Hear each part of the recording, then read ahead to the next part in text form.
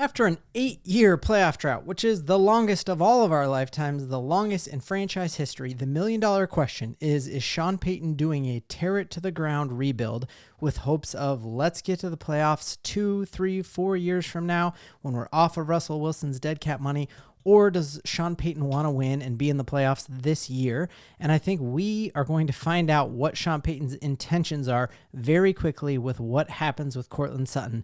In this video, we're going to break down some of the speculated trade packages that are involved with Courtland Sutton, talk about his holdout, and what I think is going to happen, reading some of the tea leaves. Break it all down right here. If you're new to the channel, I'm Ben. I'm a diehard Denver Broncos fan, and if you are diehard about the Broncos too, helps me out a lot if you would smash that like and subscribe button. So the big question is Courtland Sutton in our long-term rebuild plans? We know that as receivers get older, like when they get north of 30, they start slowing down really quick, and if we are truly looking at a 2-3 year rebuild under Sean Payton, the chances of Courtland Sutton still playing at his prime in 3 years are just not that great.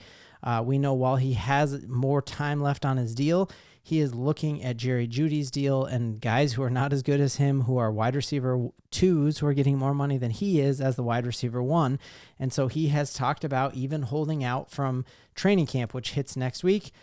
This great article here talking about how our biggest fear is coming to life with Courtland Sutton and this holdout and what is going to happen. And so this has a lot of people wondering, is Courtland long for the Denver Broncos? And we saw that he showed up, unlike a lot of other diva wide receivers around the league. He's not doing what Brandon Aiyuk is doing and tweeting out pictures of other teams' practice with like funny emojis. He's not holding out from the mandatory OTAs. He showed up at that. He showed up at another thing that we're going to take a look at right here.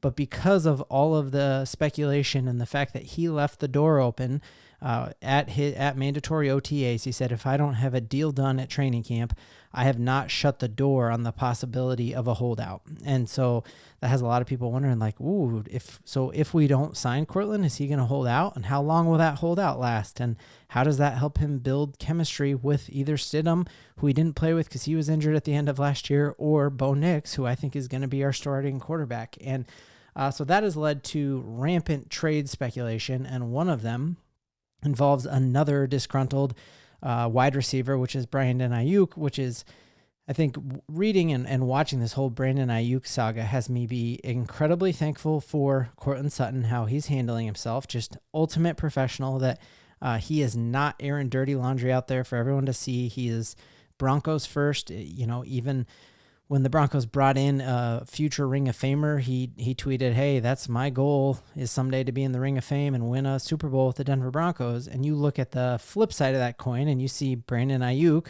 who could not be more disgruntled and is hopping on every ESPN show he can to talk about how bad he wants a new deal.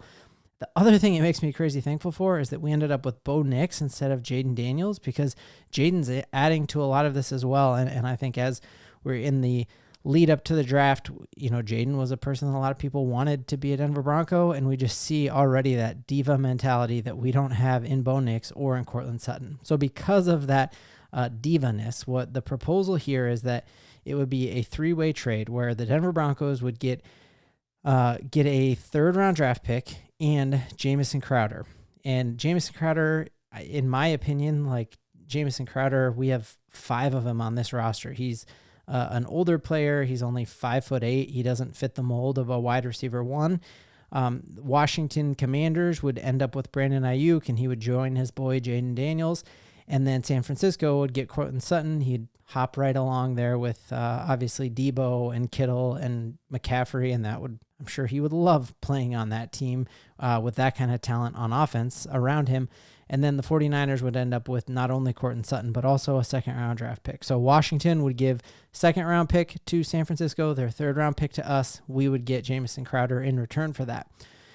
So first off, I want to know in the comments, how would you feel about that deal when we saw what we got for Jerry Jeudy? And you're like, oh, that's not a very good trade haul to get for Jerry Jeudy. So you see a third-round draft pick, and you're like, that's a pretty good haul for Courtland Sutton at this point, knowing that we don't have that much bag to give out to everyone. And this year we got to sign Pat Surtain and Quinn Meinerz and Cooper and Browning. And so we've got a lot of guys we need to pay. And there's hungry mouths and we only have so much food to dole out. And so you can make the argument there that, hey, if we don't have to pay him and we end up with a 3rd-round draft pick and a guy who can hop in and be a rotational guy there, that you might say that's a great deal.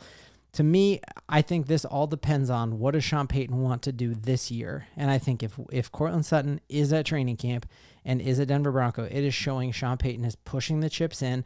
And that's why he's laughing at all these people saying we're only going to win 5 games, because he knows this team is much better than anyone is giving us credit for, and we're here to win right now. So my thing is, I think Courtland Sutton believes the Denver Broncos are going to make something work, and my biggest reason for believing that is right here in this picture, and this is something we covered yesterday, which is Camp Stiddy. You don't take time out of your busy schedule to go and bond with your boys if they're not going to be your boys. And so I think there are already conversations with Courtland, and he is ready to hit the ground running with these Denver Broncos, which is why he gave up time out of his he just got married too, and here he is throwing with Stidham, throwing with Bo Nix, and I think that's shown the type of leader that we hope him to be, and I think the Denver Broncos are going to make that work for him. So cool to see just our guys here and who decided to give up their time and do this voluntarily. I'm sure that's a big hassle, whether or not you're a millionaire or not. Traveling to hot Texas in the summer is a hard thing. And so we're seeing Adam Troutman here, seeing a little Jordan Humphrey, which we haven't even talked about him and how tight that wide receiver room is and how hard it is going to be making cuts, because I see a lot of talent right here just in this picture, and we're missing some of our best talent that didn't show up at this. So then we got our fullback right here, Michael Burton, Stiddy, obviously, and then we got Tim Patrick, Courtland Sutton. I just think the bond between those two is real, and they've both talked about it all the time, and they're flanked by our boy right there, Bo Nix, which is really cool. We got Jaleel. We got Jalen Virgil right here, which he's coming back. Man, that guy is a kick returning fiend, was an amazing kick returner in college. I think that we'll see him flash in this new kick return rules that the NFL has. We have Michael Bandy, who I remember we signed him at the end of last year, a real slot receiver, Wes Welker type, and he was with the Chargers for a while. We got Mims, who's looking great, and then David Sills out here on the right side. So a couple people who are noticeably missing from this picture, and it isn't confirmed that they weren't there. Maybe they're the ones taking the picture. I'm guessing they're just not there. Troy Franklin, and according to some Twitter sleuthing that I was able to do, the former Oregon player was drafted by the Minnesota Vikings, who was both Bo Nix and Troy Franklin's teammate, who passed away in a car accident in Maryland. It looks like Troy Franklin was at that funeral.